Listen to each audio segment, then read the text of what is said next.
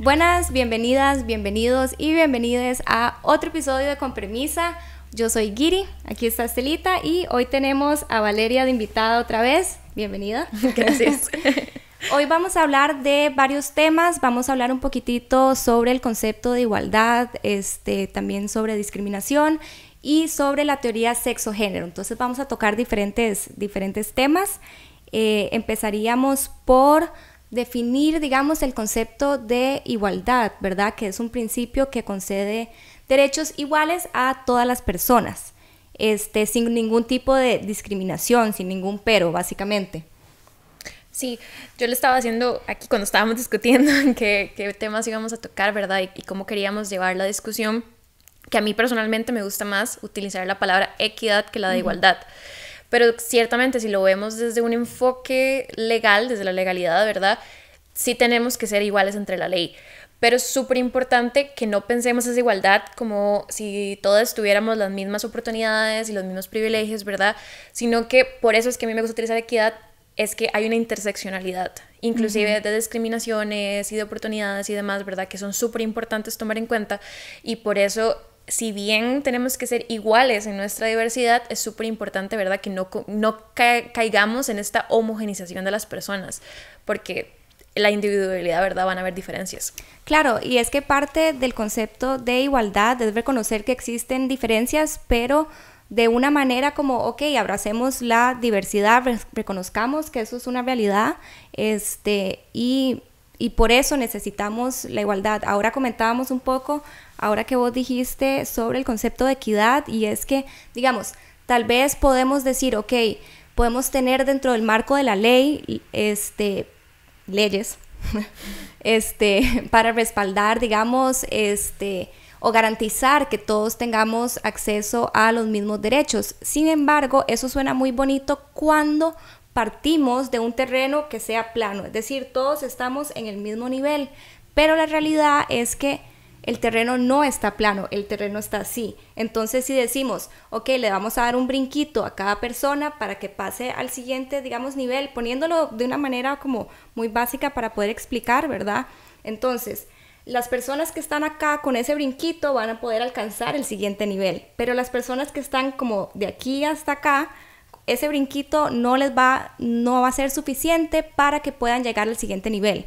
Entonces, muchas veces vemos en la ley que se hacen proyectos de ley. Acciones afirmativas. Exacto, pero todo esto tiene que venir acompañado de educación cultural, ¿verdad? Tenemos que, porque si no el esfuerzo también llega un poco en vano, ¿verdad? Igual la idea de, digamos, como esta forma en la que lo explica de brinquitos, la idea no es que toda la vida tengamos que vivir con esos brinquitos, ¿verdad? Eventualmente deberíamos conseguir una igualdad real donde ya no tengamos así el starting point desde donde estamos saliendo, ¿verdad? A la vida en la sociedad, sino que empecemos a nivelarlo y que eventualmente esos brinquitos ya no sean necesarios, porque ahorita los estamos haciendo, de cierta manera se podría decir que estamos cayendo como en una...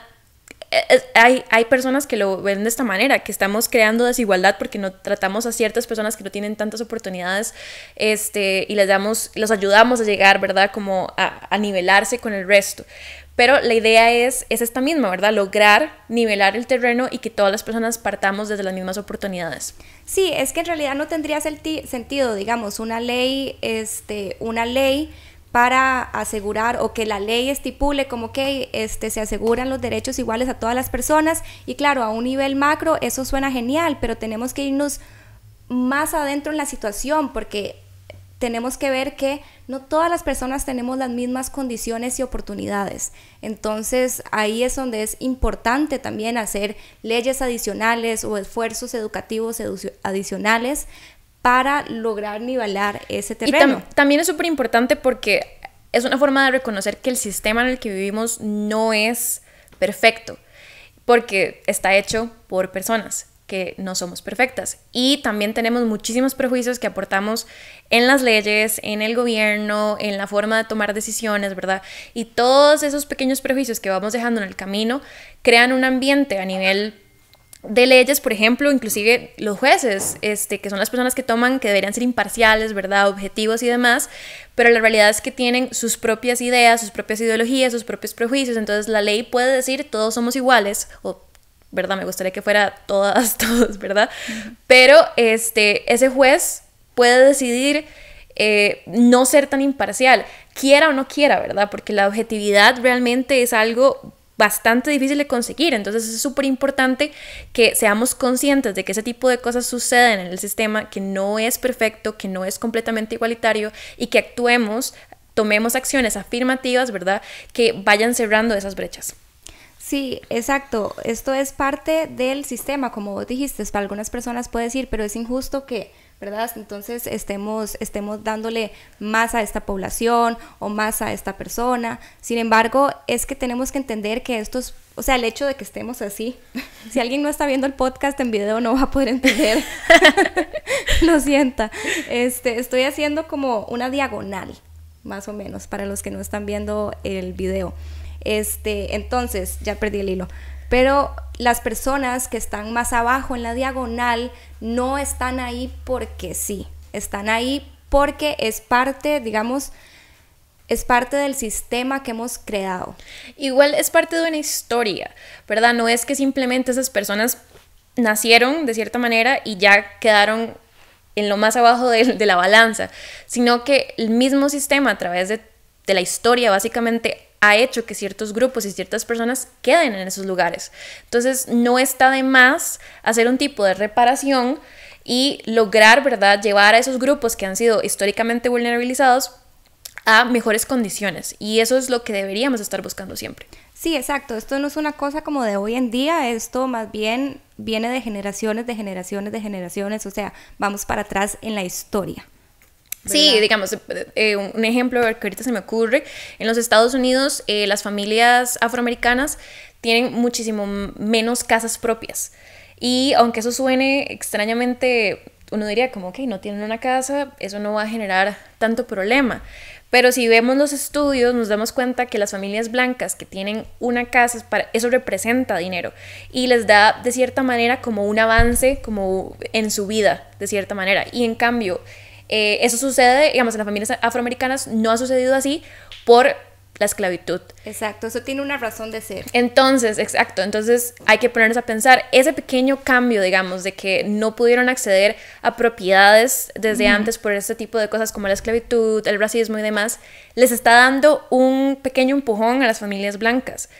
¿Qué podemos hacer para nivelar esa problemática, digamos, con las familias afroamericanas y que tengan el acceso a esos mismos derechos? Y por eso es tan importante entonces que, si bien hablamos de igualdad y hablamos de que todas las personas somos iguales en diversidad y tenemos diferentes condiciones, pero es súper importante entonces cómo realmente hacemos que seamos iguales, y solo podemos conseguir eso a través de estas acciones afirmativas, de intentar nivelar ese plano, ¿verdad?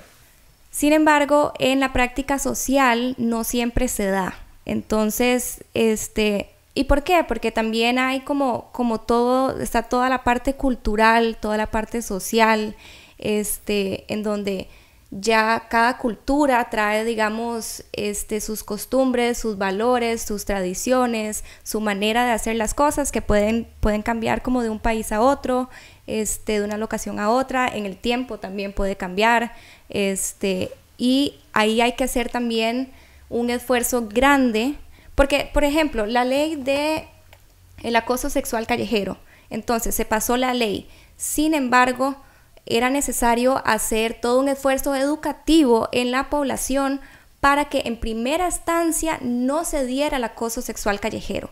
Y luego, ya si se da, pues tener la ley que lo respalde, pero en primera instancia se busca educar a la población en estos temas y poder erradicar, digamos, el acoso sexual callejero, y si se llegara a dar, entonces tenés la ley que lo respalde, pero solamente poner la ley sin hacer el esfuerzo educativo, entonces lo único que tenés es, digamos, las consecuencias para las personas que cometan el delito, pero no lo estás quitando del espacio público, ¿verdad? Sí, es que yo creo que eso hay que pensarlo de esta manera. conseguir este tipo de leyes es sumamente importante, es un trabajo bastante difícil, ¿verdad? Porque primero tenemos que pasar el primer obstáculo, que sería lograr cambiar las perspectivas y los prejuicios de toda una asamblea legislativa costarricense o cualquier otro país, que en este momento están tomadas sumamente por una corriente conservadora y fundamentalista. Pero ya cuando logramos eso, ¿verdad? Ese es el primer paso. Y necesitamos crear cambios culturales, porque la ley puede ser muy bonita, puede decir que todas las personas somos iguales, pero la realidad, la práctica es muy distinta, porque no podemos dejar de lado los prejuicios y las ideologías propias que tenemos como personas. Exacto, y ahí por eso también queríamos hoy en este episodio mezclarlo un poquitito con la parte de roles de género y teoría sexo-género para poder, digamos, entender más como este punto que estás dando. Entonces, podríamos pasar a la teoría sexo-género, ¿verdad? Entonces podemos entender sexo como la parte biológica de los genitales y el papel en la reproducción. Y luego el género como más un constructo social de normas de comportamiento que la sociedad ha asignado a cada sexo. Y la sociedad, digamos, lo organiza de manera binaria, ¿verdad? Bueno, en esta sociedad súper importante que lo tengamos en cuenta, porque la binariedad del género no es algo que siempre ha sido así o que todas las culturas manejamos de la misma manera. La cultura occidental nos introdujo al seminarismo, pero otras culturas, otras formas de convivir, ¿verdad? Ciertamente en el mundo no lo ven de una manera binaria. Entonces, que sea el paradigma hegemónico no significa que es el único, y ya solo partiendo de ahí podemos entender, ¿verdad?, aún más qué es el género y verlo nada más como una socialización, un set de pautas que nos dijeron usted es esto, y que a veces nos cuesta salirnos, o si no salimos nos recriminan. Sí, y normalmente se asigna, o sea, tu género se asigna al nacer dependiendo de tus genitales. Entonces hace esa relación sexo-género y de manera binaria, pero nosotras en este momento podemos entender que que ver el género de manera binaria es muy limitante y que no es un reflejo real de la sociedad, de las personas. Sí, porque lo que es femenino y lo que es masculino creo que lo hemos hablado, ¿verdad? En el podcast pasado que yo también estuve y demás, y otros que se han hecho. Pero es esta idea de que ser masculino es esta lista de palabras y esta lista de cualidades, y ser femenina es esta lista de palabras y set de cualidades. Y la realidad es que las personas somos muchísimo más que una lista de cualidades y habilidades. Y por eso es súper importante que, más allá de si queremos meternos, ¿verdad?, como en un poco más de temas de transgénero y demás, en general, desde el comienzo, la binariedad del género nos limita.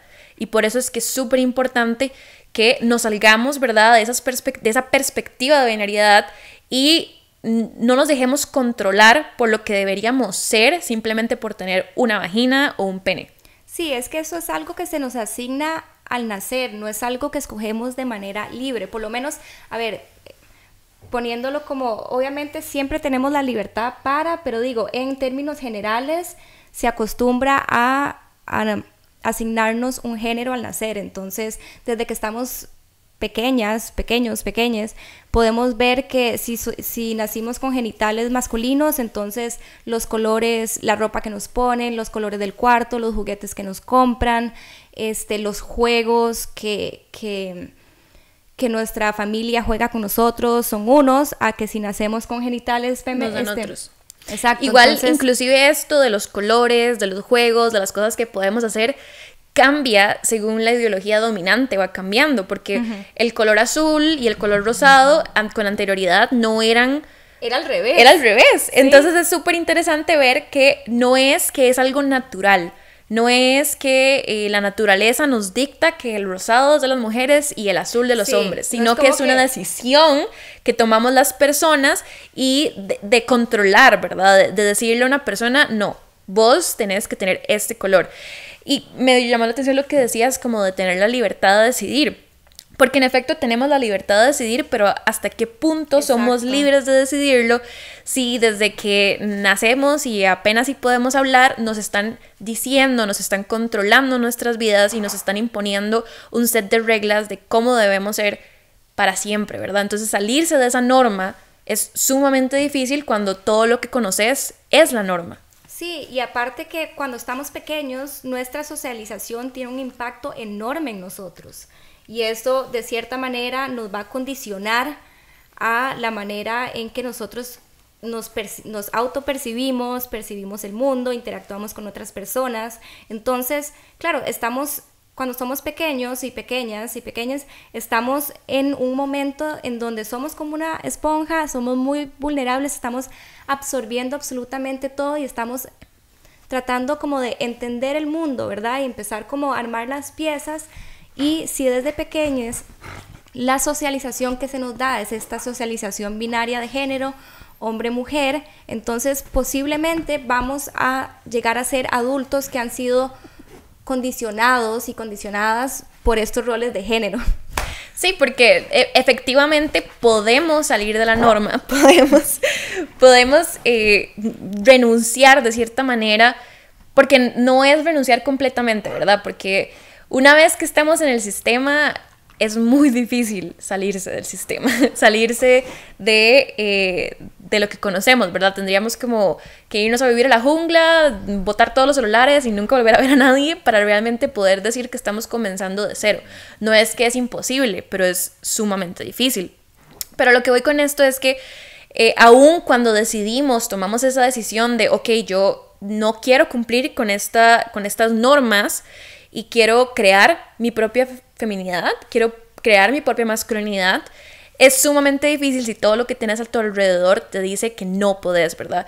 Y por eso es que es tan importante la deconstrucción y que digamos, que nos rodeemos de personas que comprendan esos procesos y de que nos apoyen y nos alienten a romper esas cadenas patriarcales de una norma que nosotros y nosotras y nosotres no aceptamos, sino que nos impusieron.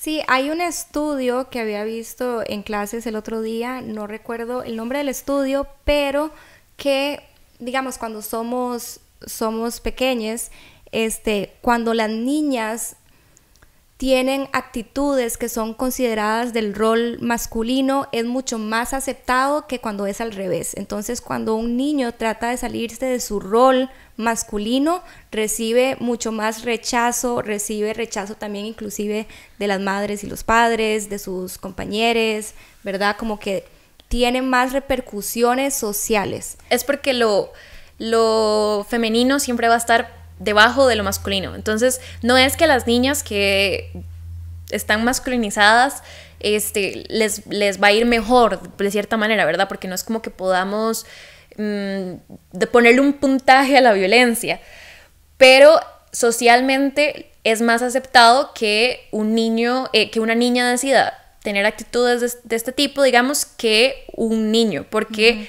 lo peor que puedes cometer, tu peor crimen, es ser mujer. Sí, porque exactamente estamos en una sociedad, como lo hablábamos al principio, no partimos de un terreno plano, partimos de, por lo menos en el caso específico de género, en donde se considera que hay un género superior al otro. Entonces, un hombre, que es el que está, digamos, por arriba, que tenga actitudes consideradas dentro de las normas y rol femenino, tiene mucho menor aceptación que cuando es al revés, porque ser, digamos, un hombre que tenga actitudes del rol femenino es casi como algo negativo. Es que es incomprensible que vos tengas todo este poder, aunque sea simbólico, y decidas renunciar a él. Entonces, el achacamiento no es solamente porque tengas actitudes femeninas, sino, de cierta manera, la asociación. En el fondo es también un porque querés.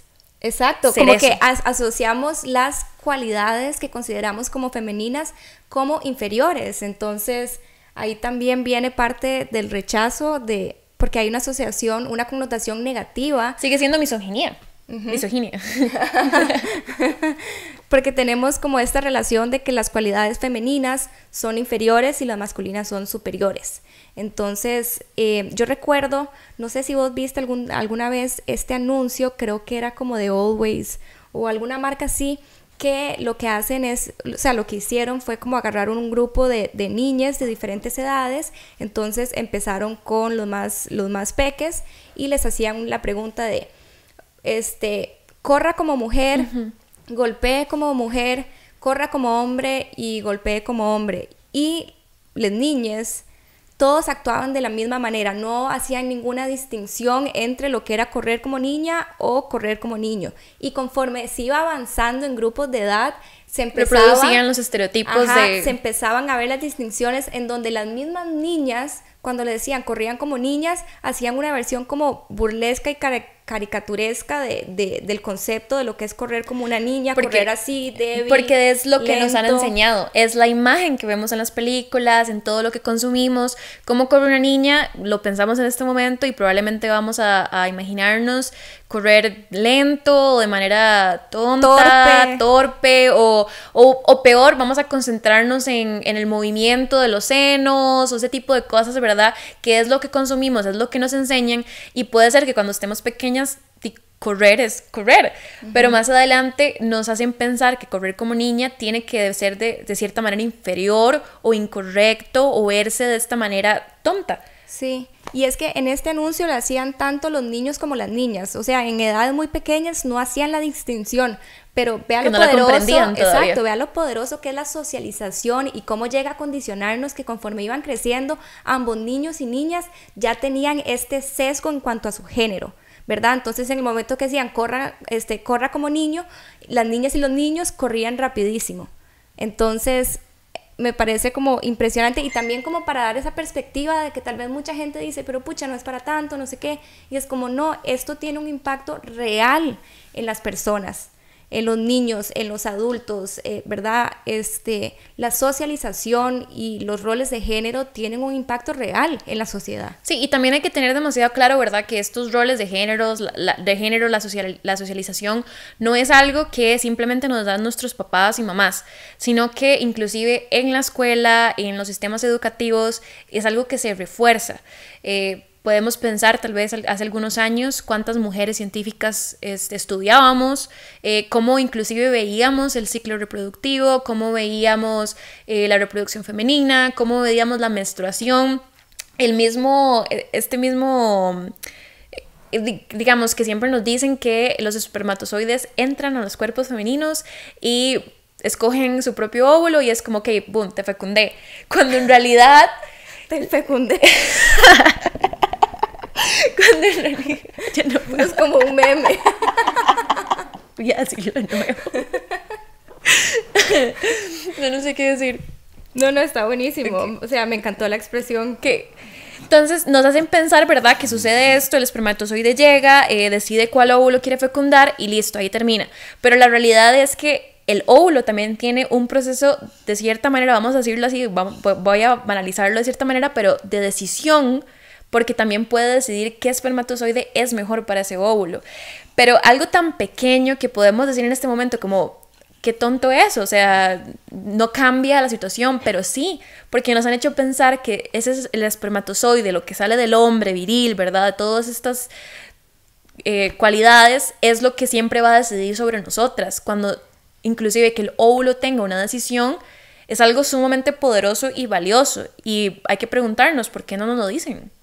Sí, y por qué hay que como que poner uno por arriba del otro, ¿verdad? Cuando ambas partes tienen un papel, digamos, importante. Y ahora que hablábamos también como los roles de género impactan, también podemos ver que, digamos, en este momento estamos hablando de nuestro caso, ¿verdad? Nuestra cultura, pero podemos ver las diferencias en los roles de géneros en todas las culturas y también a través de la historia.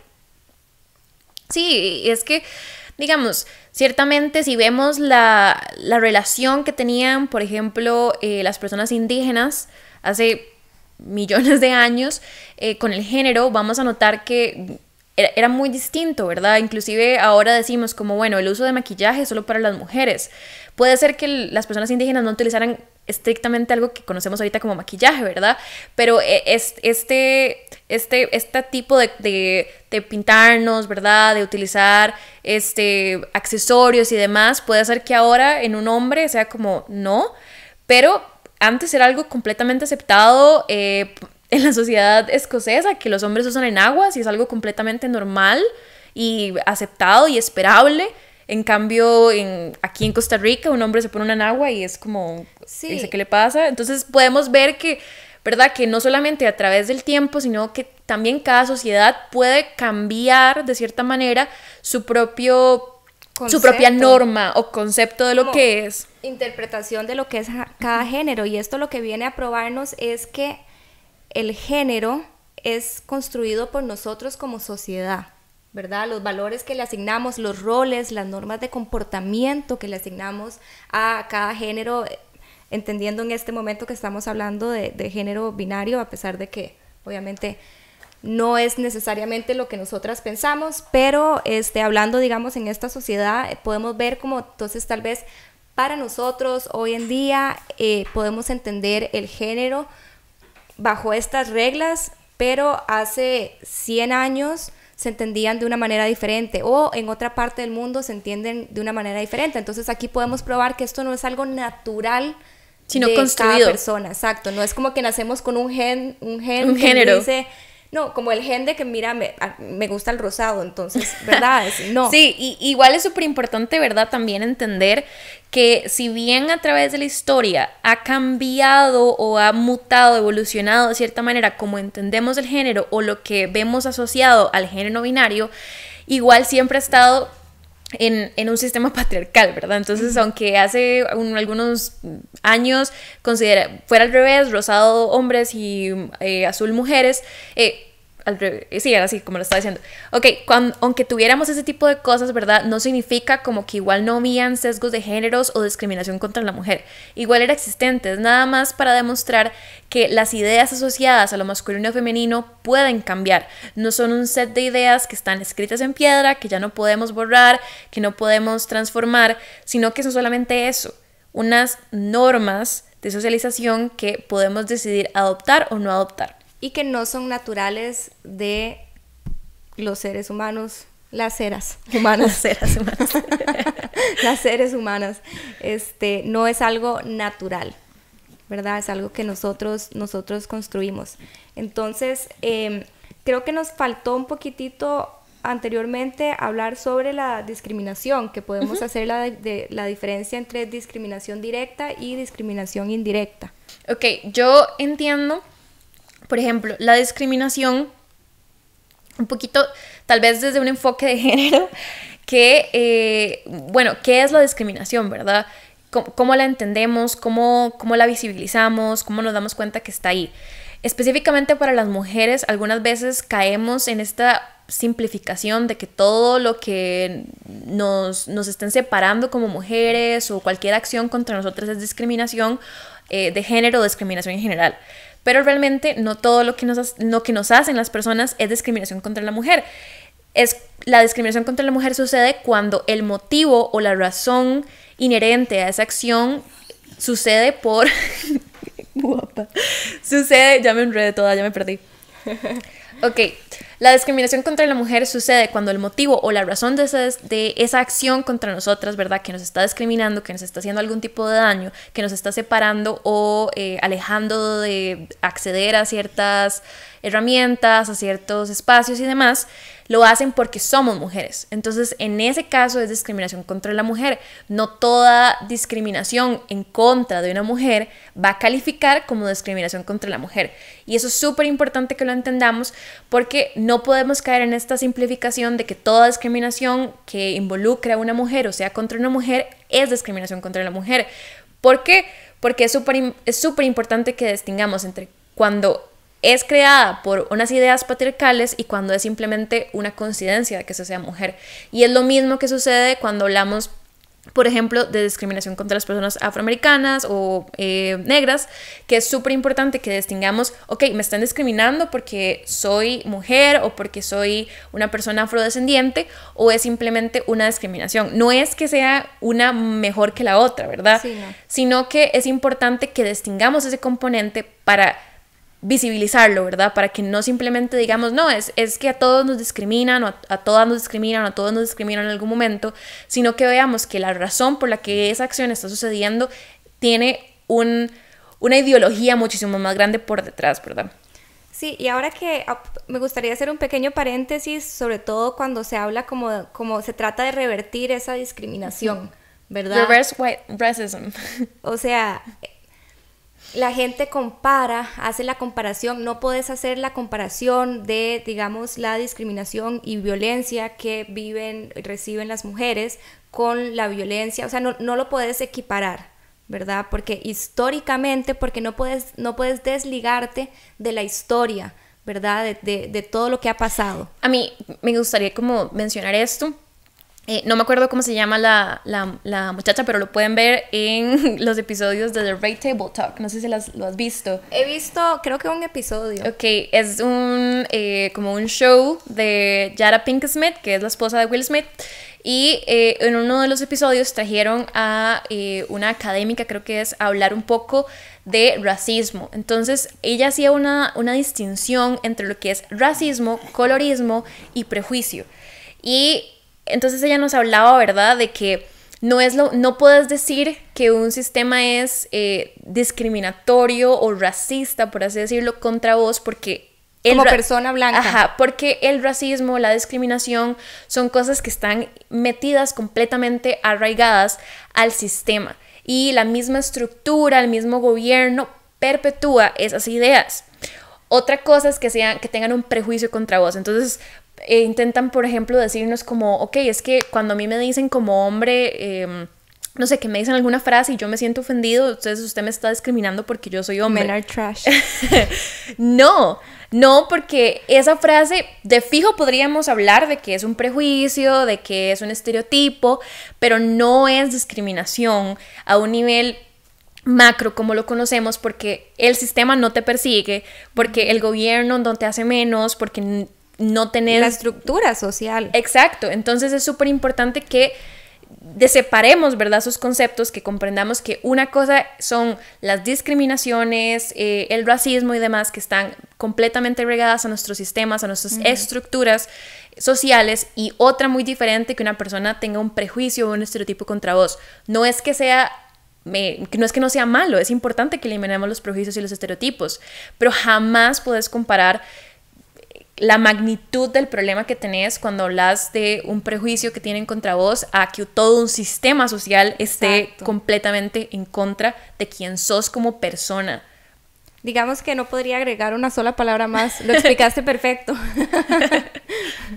Sí, porque eso lo vemos mucho. Yo recibo también comentarios a veces como de que lo que yo, no sé, como que yo creo que hay muchas personas que confunden, digamos, los conceptos de feminismo y machismo, y más bien los equiparan como opuestos, y no son opuestos. No puedes, digamos, el machismo viene, digamos, de un odio y discriminación hacia la mujer, y el feminismo no hace lo inverso, ¿verdad? ¿Cómo se llama se me olvida el concepto? Misandría. Que yo he visto muchísimos memes y hombres con V en las redes sociales diciendo, y sin H. Y sin H, diciendo no, es que el feminismo terminó siendo misandría, y la misandría es lo mismo exactamente que el patriarcado y el machismo. No, por esto mismo que estaba explicando anteriormente, no podemos hablar de un sistema patriarcal, de un sistema machista, de un set de normas, de ideologías, de cualquier tipo de cosa que esté inscrito. Están todos los espacios. No podés. ¿Cómo abarcamos todo eso? Digamos, yo puede ser que aquí con vos al frente sea misándrica, no sé si lo debería decir, pero cuando vos salís de esta puerta, el sistema no está en contra tuyo. Entonces, esa es la diferencia, ¿verdad? Que nosotras, no importa dónde estemos, en qué espacio, a qué hora, con quién, hay un sistema patriarcal, hay machismo generalizado del que no podemos escapar. Sí, o sea, recibís constantemente esta violencia de género. Ahora, eso no significa que la misandría está bien. Por supuesto que no. Pero no podés, digamos, comparar la violencia de género que viven las mujeres de manera cotidiana, no solo hoy, sino a lo largo de la historia, con que llegue una persona y diga men are trash en un tweet. Igual es que sentís que sos vos la persona que sos trash. If you do think you're trash, lo más seguro es por algo. Pero, o sea, a lo que yo voy es que tenemos que comprender que una cosa es que haya una acción que sea misándrica o una acción que vos consideres discriminación, y otra muy distinta es que hayan un set de acciones sistemáticas y estructurales que sean discriminatorias contra una persona o un grupo. Y si no hacemos esta distinción, entonces caemos, ¿verdad?, en esta simplificación de que todo es discriminatorio, todo es malo, y decimos, hacemos inclusive esto de cuando nos sentimos enojados porque dicen Black Lives Matter y no All Lives Matter, ¿verdad? Entonces ahí estamos reconociendo que hay un sistema, una estructura que nos hace una distinción entre los grupos y las personas.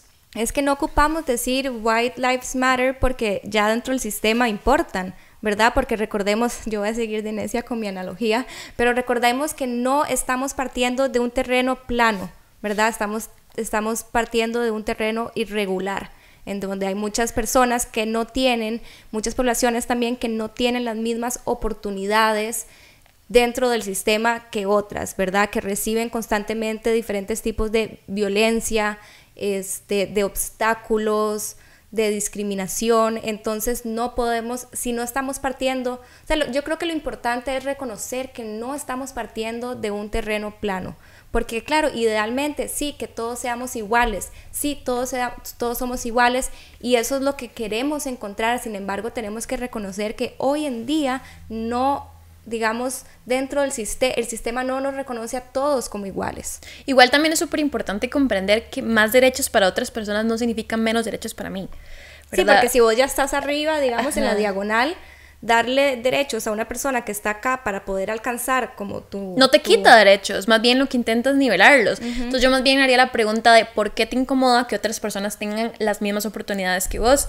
¿Pensás que vos vas a tener menos? Porque, ¿verdad? Entonces es pensarnos esto, de dónde viene inclusive una idea egoísta, ¿verdad? De solo yo puedo tener estas oportunidades. ¿Qué te hace distinto? Y si tus respuestas son racistas, misóginas, ahí vamos entendiendo, ¿verdad?, que no son algo natural, son algo que una ideología, que una estructura te dijo que vos eras mejor porque tenías estas cualidades, pero no es natural, no hay nada que diga que vos sos mejor o que te mereces más oportunidades que otra persona. Sí, yo creo que justamente en este ejemplo la gente cae mucho en la trampa de individualizar el problema.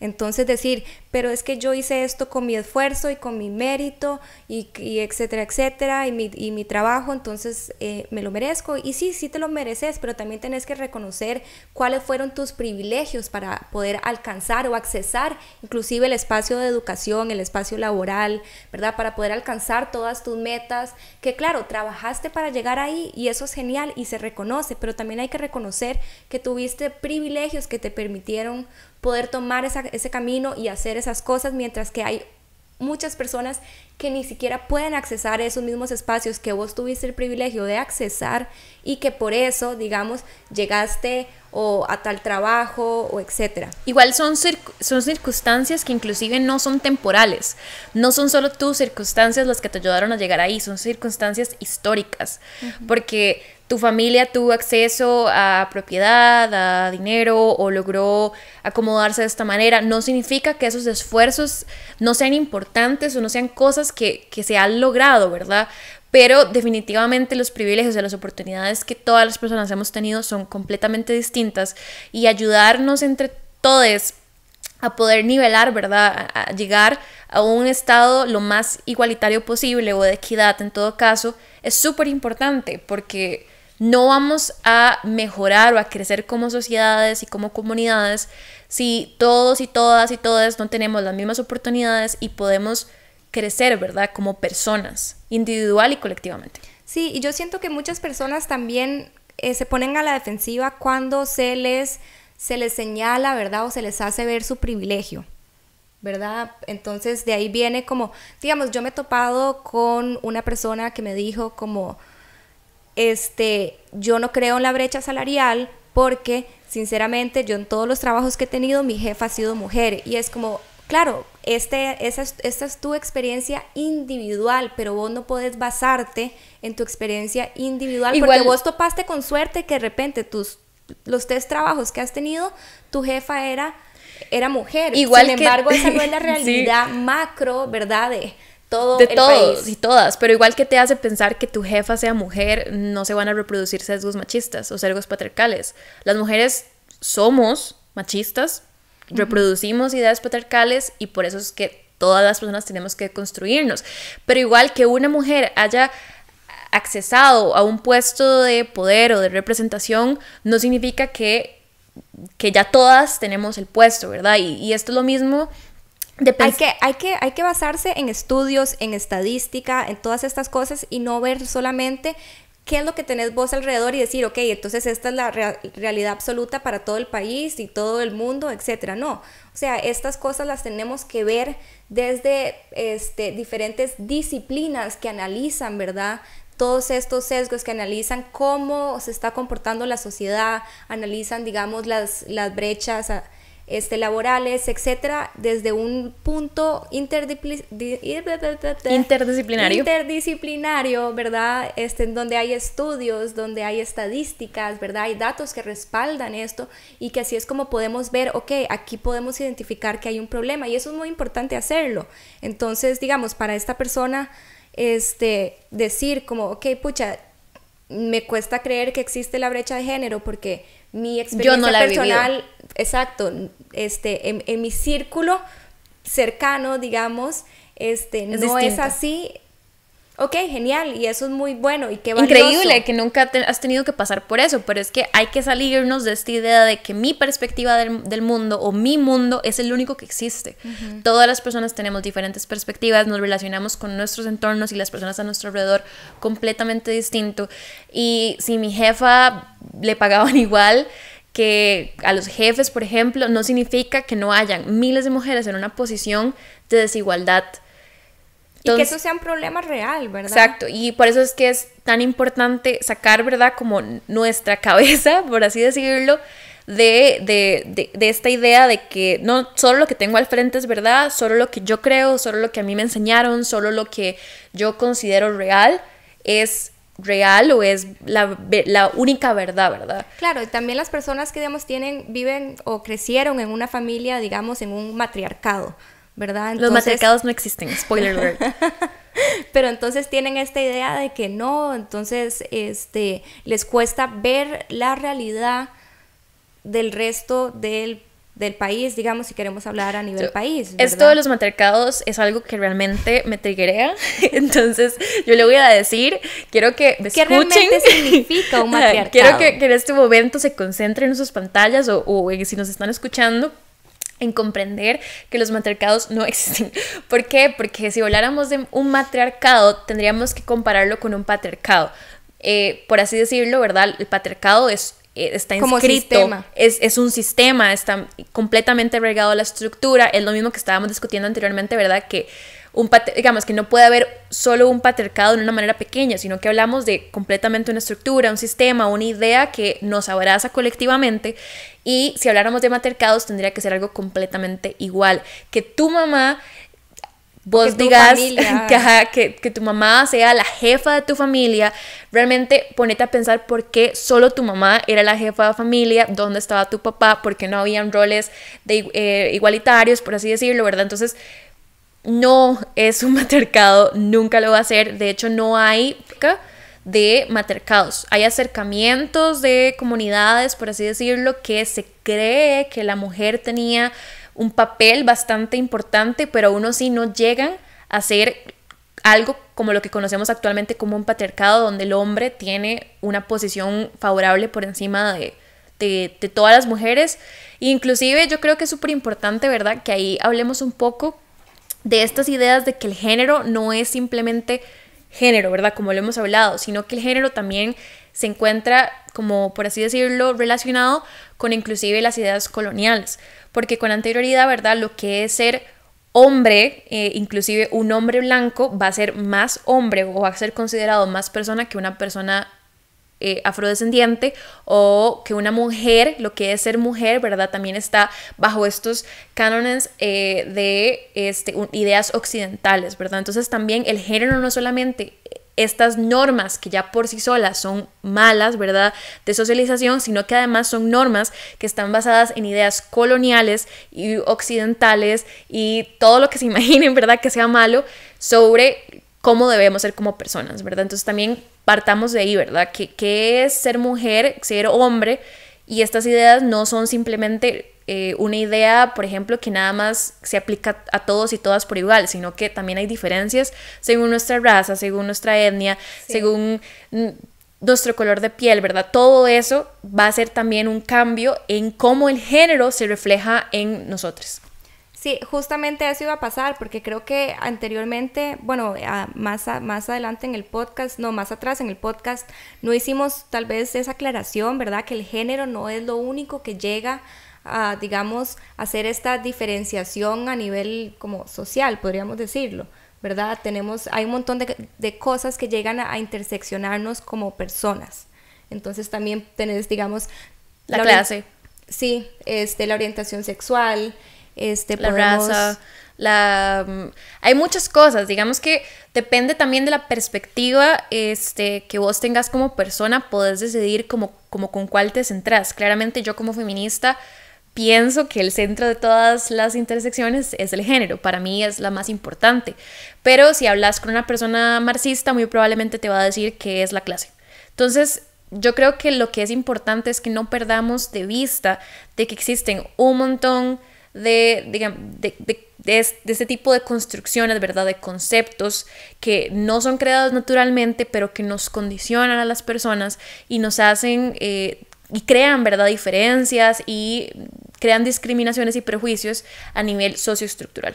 Sí, yo creo que, digamos, además del género, o digamos, vos ahora que mencionaste que pensabas que el género era como, ¿verdad?, el centro, sin embargo, creo que es importante siempre reconocer todas las otras, ¿verdad? Porque sí, tal vez en este episodio y mucho en Con Premisa en general nos centramos en la parte de género, pero no podemos dejar de reconocer que eso no es lo único que llega a impactar o llega a crear estas condiciones de discriminación o de limitar, digamos, oportunidades, etcétera, sino que hay muchas otras más, porque mi vivencia puede ser muy diferente, o sea, mi vivencia como mujer cis, hetero, etcétera, blanca, es muy diferente a la tuya, a la de, ¿verdad?, a la de cualquier persona, ¿verdad? Sí. Nos une tal vez, ¿verdad?, la condición de ser mujer, pero luego entre nosotras tenemos muchas diferencias que tenemos también que reconocer y trabajar, porque inclusive dentro de las mismas mujeres podemos ejercer violencia a otras mujeres. Digamos, también es súper importante con esto que estás diciendo, entender, ¿verdad?, la interseccionalidad, que yo creo que muchísimas veces hablamos, ¿verdad?, que hay que ser interseccionales y todo esto, pero cuando esta teórica, su apellido es Kimberly Crenshaw, creo que es la persona que creó el concepto de interseccionalidad, digo su nombre porque es súper importante porque ella es una mujer afroamericana y muchísimas veces la borran de la historia, ¿verdad?, de un concepto que ella misma creó. Pero ella lo crea, ¿verdad?, con esto mismo en mente, de que si bien las feministas utilizamos el género como, tal vez como ese centro, ¿verdad?, donde vamos sacando... Donde nos juntamos donde nos juntamos, ¿verdad?, y vamos ahí desmenuzando el resto de otros conceptos que también nos condicionan, no es el único, y por eso es que la interseccionalidad existe, ¿verdad?, porque no es lo mismo, como decía Giri, que es ser mujer blanca heterosexual a ser una mujer indígena, no heterosexual, de clase baja. Todas esas cosas nos va, aunque todas tengamos una vagina o nos consideremos, nuestro género sea mujer, no significa que somos exactamente iguales, ¿verdad? Entonces eso es sumamente importante. Yo inclusive a veces he leído esta idea en el feminismo de que todas somos feministas o todas tenemos que estar unidas simplemente por el hecho de ser mujeres. Y eso no es cierto, porque hay mujeres sumamente violentas, hay mujeres fascistas, hay mujeres...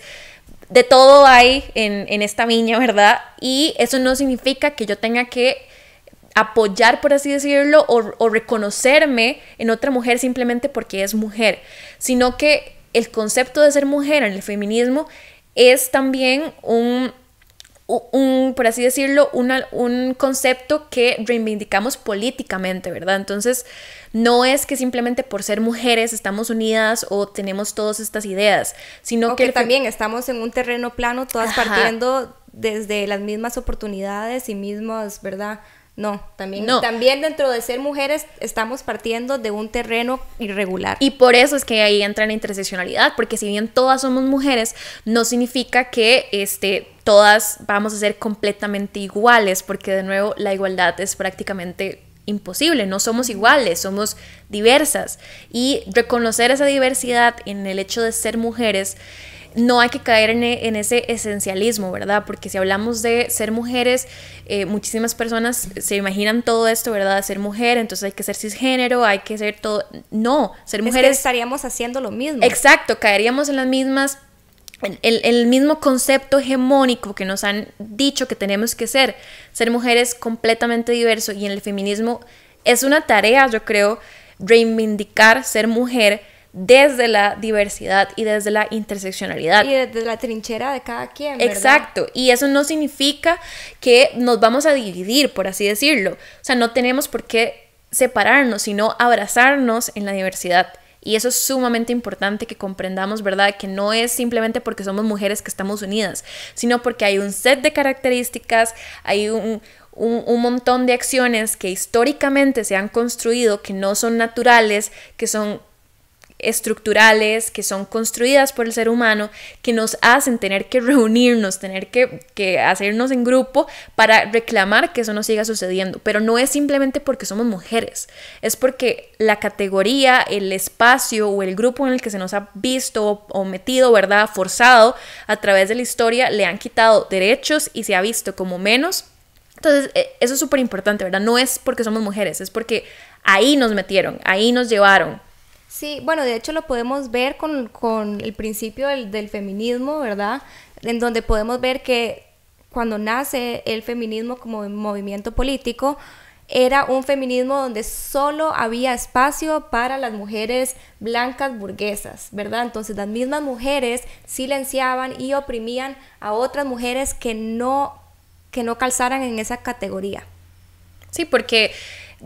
Inclusive vamos de nuevo a lo que estábamos comentando anteriormente, de que el género también está asociado con ideas coloniales, ¿verdad? Entonces, ser mujer, las mujeres que teníamos derecho éramos las mujeres blancas, las mujeres cisgénero, las mujeres de clase alta o media, ¿verdad? Y el resto no era tan considerado esa mujer, ¿verdad?, que era sujeta política y que tenía derecho a pelear por esos derechos, por esos espacios, ¿verdad?, para entrar a esos espacios.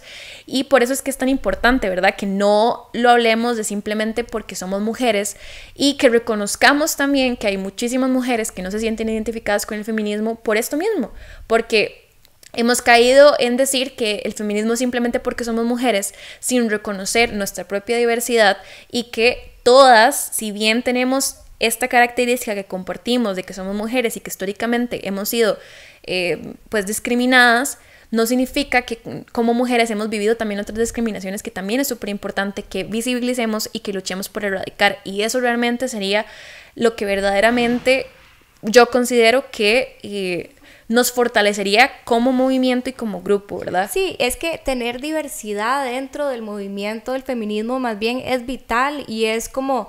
digamos que absolutamente todas las mujeres podamos tener voz, podamos ser visibilizadas desde nuestra trinchera y de nuestras vivencias, porque así como yo conozco cuáles son mis vivencias, ¿verdad?, también basadas en mis privilegios, tal vez no conozco cuál es la realidad de una mujer que no tenga los mismos privilegios que tengo yo. Entonces es también importante que exista ese espacio para absolutamente todas las mujeres. Sí, también esta frase de Virginia Woolf, creo que es, que dice que ninguna mujer es libre hasta que el resto hasta también que, lo sea. Hasta que todas lo sean. Nos quitemos las cadenas. Y eso es súper importante. Yo nada gano si en mi vida individual yo logré superar ciertos obstáculos que me puso el patriarcado o vivo una vida relativamente donde nadie es machista contra mí, que lo dudo porque es bastante difícil, pero digamos, si vos lo lograste, excelente, te aplaudo, te celebro, me alegro que vivas una vida libre de violencia y discriminaciones, pero la realidad colectiva es muy distinta. Y es súper importante que nos demos cuenta de eso, de que simplemente porque yo estoy un poquito más adelante en la lucha por la igualdad de derechos no significa que tengo un montón de compañeras que también están aquí a la par mía, sino que hay compañeras que dejamos atrás. Y digo dejamos porque no solamente podemos decir que fue el patriarcado o los hombres o todo eso, sino que nosotras mismas como mujeres y como movimiento feminista muchas veces dejamos atrás a propósito porque no nos reconocemos esto, porque nos quedamos en este esencialismo de que todas somos mujeres, todas tenemos los mismos problemas, cuando no. Todas somos muy diversas, tenemos problemas muy distintos y si bien el género es como nuestro punto de reunión, ahí donde todas nos reunimos, la diversidad de problemas que enfrentamos como mujeres es sumamente grande y es importante que todas nos pongamos a pensar, ¿verdad? Y a reflexionar cómo hacemos para que mi mundo, que tal vez es un poquito mejor, sea un poquito mejor para todas. Ahora que vos habías mencionado, ¿verdad? Que todas, todos y todes somos machistas porque fuimos socializadas dentro del mismo sistema. Entonces, tal vez, digamos, se necesita, o por lo menos mi caso y el caso tal vez de otras mujeres a mi alrededor, ¿verdad? Se necesitó de todo un problema, de todo un proceso de construir todas esas ideas, todo de dejar de ser misógina. Sí, todo ese condicionamiento, porque yo puedo decir que yo en el pasado era machista y fui machista con otras mujeres, entonces también pueden haber mujeres, y es que lo que pasa es que hay muchos machismos o tipos de discriminación que podemos ejercer y son, digamos, están tan normalizados que no los vemos, que no los reconocemos. Entonces, si vos me hubieras preguntado a mí hace 10 años, ¿usted es machista? Yo probablemente hubiera dicho, por supuesto que no soy machista. Y ahora, hoy en día, puedo reconocer como, no, definitivamente era machista. Yo inclusive me atrevo a decir que yo todavía soy machista. Y yo sé que esto suena como muy raro, ¿verdad? Pero porque yo no quiero serlo. Pero muy probablemente hay muchas ideas que yo ni siquiera me he dado cuenta que tengo que lo son. Entonces, sí, que todavía no has trabajado. Para mí es súper importante eso, reconocer que yo no llegué ya a mi punto, a mi cúspide de construcción feminista, sino que es un trabajo que yo hago todos los días. Todos los días me doy cuenta de algo distinto, todos los días a veces digo algo y inmediatamente yo digo, suave, no. O sea, que acabo de decir, o sea, esto no. Y deconstruyo algo nuevo. Y por eso es súper importante, ¿verdad? También porque a veces como feministas así como que nos damos con una piedra por el pecho y es como, uy no, hoy hice algo que no es feminista, pero no es verdad que vamos a cometer atrocidades o vamos a ser violentas.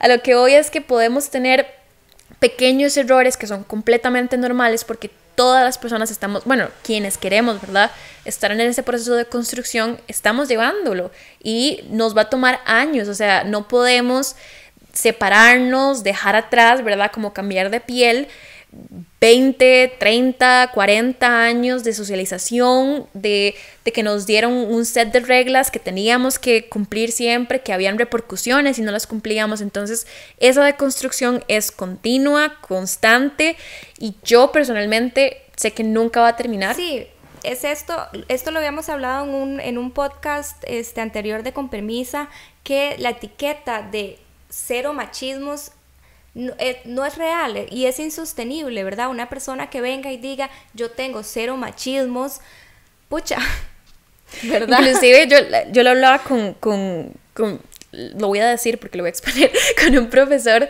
de mi universidad, ¿verdad? Que yo le decía, es que utilizar la idea de decir que este espacio es cero discriminación de género o de cero violencia contra la mujer y afirmarlo de esa manera es sumamente irreal. La idea de que lleguemos ahí es algo que yo quiero, que estoy segura que muchísimas personas queremos que llegue, pero en este momento no podemos garantizar espacios completamente libres de violencia cuando todavía las personas seguimos siendo socializadas y estamos en una cultura que aún es machista y completamente patriarcal. Entonces, por eso es tan importante que no solo cambiemos las leyes o que algunas personas hagamos el trabajo de construcción, sino que desde la educación, desde el sistema educativo, desde la manera en la que crecemos en nuestras familias, que inclusive la institución de la familia, a una manera sociológica, cambien esas ideas, ¿verdad? Y que desde el principio, desde que venimos como bebés, no tengamos que ser traídos al mundo, ¿verdad? A un mundo completamente desigual o prejuicioso, discriminatorio, patriarcal y demás. Entonces, ese trabajo no se logra poniendo un sticker de cero discriminación contra la mujer o diciendo yo ya no soy machista porque ayer me di cuenta que este comentario, o sea, no, es algo que tenemos que trabajar continuamente para lograr, ¿verdad?, estos futuros más esperanzadores donde las mujeres y todas las personas vamos a tener oportunidades que realmente sean iguales. El mejor espacio para erradicar, digamos, esta supremacía de un género sobre otro, estos condicionamientos y roles de género, etcétera, es en la primera socialización, ¿verdad? Es como en la familia, pero entonces también eso significa que la familia ya tiene que haber estado, digamos, ya tuvo que haber pasado el proceso de deconstrucción y así, y así, y así. Entonces, digamos, es un proceso lento que necesita que todos participemos, todos, todas y todos participemos de manera activa, ¿verdad? Por el hecho de que nosotras seamos mujeres no significa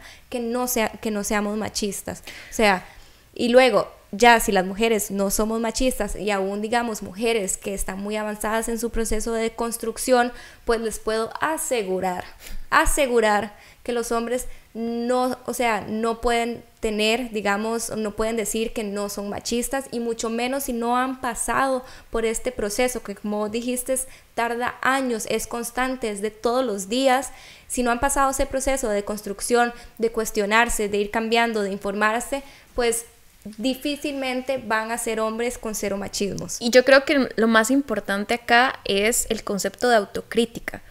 Porque, ¿verdad? O sea, yo puedo decir que yo me embarqué, ¿verdad?, en este proceso de construcción, pero también cuando me señalen que estoy fallando, que no lo estoy logrando en ciertas áreas y demás, poder tener la capacidad de ser autocrítica y decir como, ok, ¿qué estoy haciendo? ¿Cómo puedo mejorar? ¿Cómo puedo continuar? ¿Cómo puedo también devolverme al camino correcto de cierta manera? Y es eso, ¿verdad? Que las personas sí podemos cambiar, pero tenemos que trabajar. Los cambios no se dan porque hoy me levanté distinta, sino porque es súper importante que trabajemos por eso. Y eso solo lo vamos a lograr haciendo ese trabajo de construcción, reflexionando, escuchando el podcast, no, pero, o sea, realmente buscando información y aprendiendo de nosotras y nosotros y nosotres y de nuestro alrededor, ¿verdad?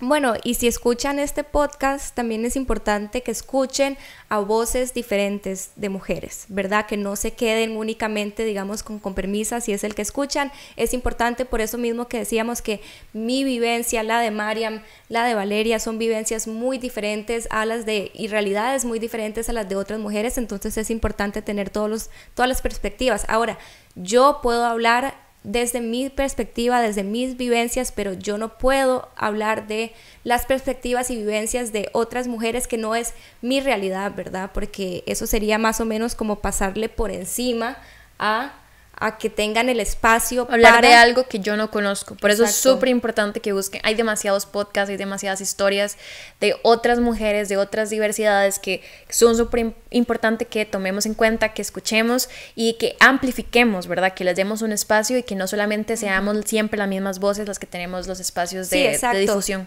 Si escuchan con Permisa, por favor, no se queden únicamente en este espacio. Busquen diversidad, digamos, en los podcasts sobre feminismo que ustedes escuchen, definitivamente.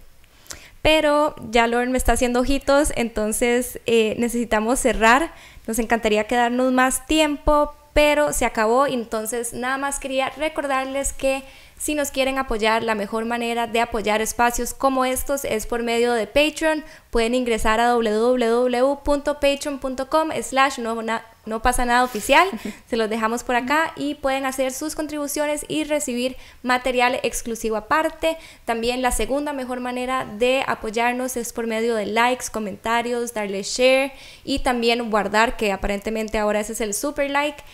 Entonces, si nos pueden apoyar de esa manera, también dejarnos sus comentarios, qué pensaron sobre este episodio en particular y si tienen sugerencias para los próximos episodios. Y con eso nos despedimos y nos vemos en el próximo episodio.